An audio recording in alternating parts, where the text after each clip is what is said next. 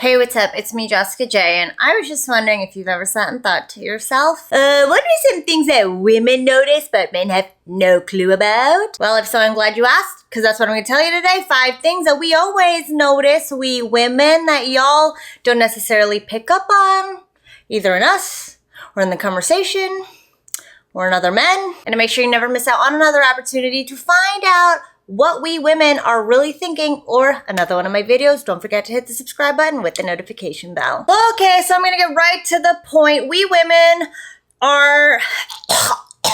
tend to notice things differently when it comes to the opposite sex or the gender in which we are interested than y'all men do. So that's what I'm going to talk about today, the things that y'all aren't necessarily cognizant of when it comes to your interactions with women. And make sure you stay till the very last one, because it's the one that most men think they're getting away with, but we women always motherfucking catch it and cringe at it. So that's one you absolutely do not want to miss, and then I'm going to tell you what you can do about it thereafter. So the first one we notice is whether or not you remember something about us. So for us women, little things go a very long way, especially when we're aware that we really are one of your options, whether or not you even realize it yourself. So when you can remember something like super specific about us, like, you know, maybe she like grew up on the Jersey Shore and can get like super ratchet when she's back home. Or even the fact that she's like a dating coach for men, but like used to be a therapist and worked in porn. Either way, for any moment that we don't have to repeat those things to you, or you remember it yourself, that goes a very long way with us. That is one of the biggest comments, positive comments I get from my girlfriends who are doing practice dates with my clients is, oh my God, he like remembered this thing about me, and like I was like so touched. So yeah, we notice that shit. We absolutely notice when you don't fucking remember it, and we're like, I told you that already. That just goes in the checkbox if he doesn't fucking care or pay attention when I spill my guts to him, so why would I let him rearrange my guts? The second one is your ability to stand up for yourself and us. So say the waiter got your order wrong, or even our order, and the waiter comes back and is like, sir, how's your meal? Now, are you the type of man that's like, oh my God, my meal's like perfect. I don't have any complaints whatsoever. Or are you the guy who's like, you know what? I actually requested no tomatoes. Something about tomatoes, I just really don't like them. Again, it's not you complaining. It's not you being a Karen. If you didn't get what you fucking ordered, you're allowed to stand up for yourself. That's okay. The way we see that is he able to handle my life interjecting with your life? Because things are gonna happen, and I need you to tell me when something's wrong.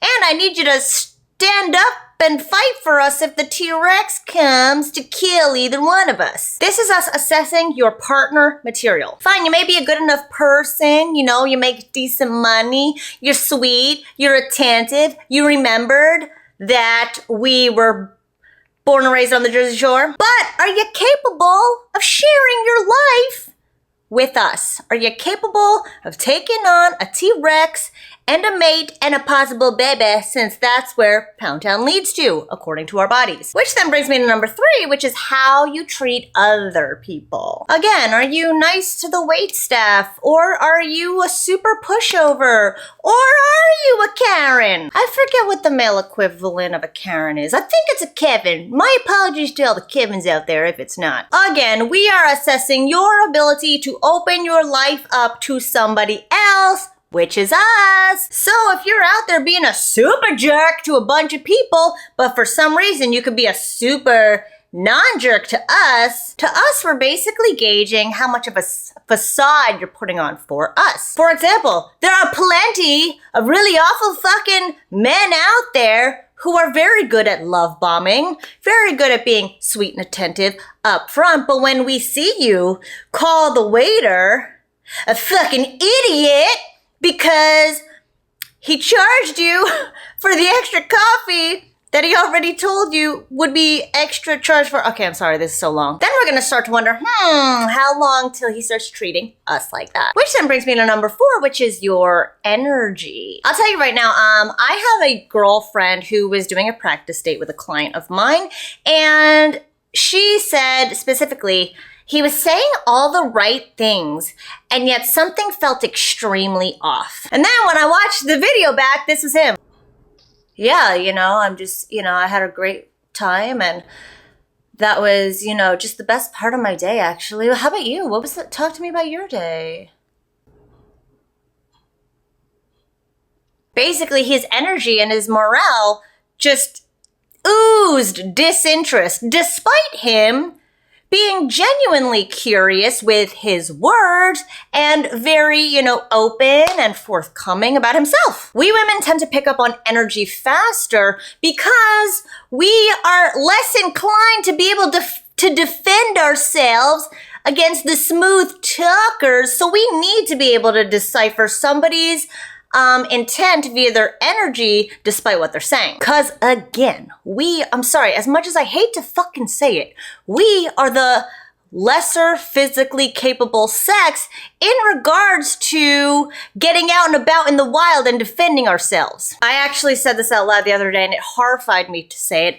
A woman would not stand a chance against 4 dudes beating on her, whereas a dude could stand a chance against 4 women beating on him. So, energy, we immediately pick up on that shit.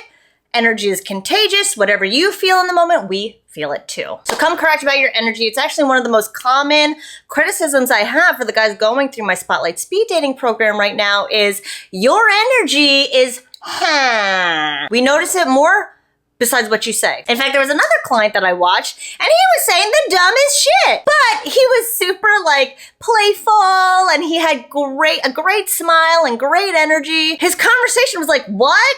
But me and my girlfriend both agreed that we felt great talking to him. So mind your energy, which then brings me to the last one, most important one. Y'all never pick up on it. Y'all think that you are sly and getting away with it, but it's whether or not you're too scared to move things forward. I'll tell you right now, if we get along well enough with you and we're laughing, having a good time, we absolutely expect for you to try to push us into Pound Town. And not even push us aggressively, but give us a good push. We're good for a good pushing, I promise. Not only do we expect it, we want it. And we are very aware when you are too chicken shit to take us there. I can't tell you how many guys come across my path saying things like, but Jessica, I'm a gentleman. But you know what? James Bond was a gentleman and he swung the dick like a motherfucker.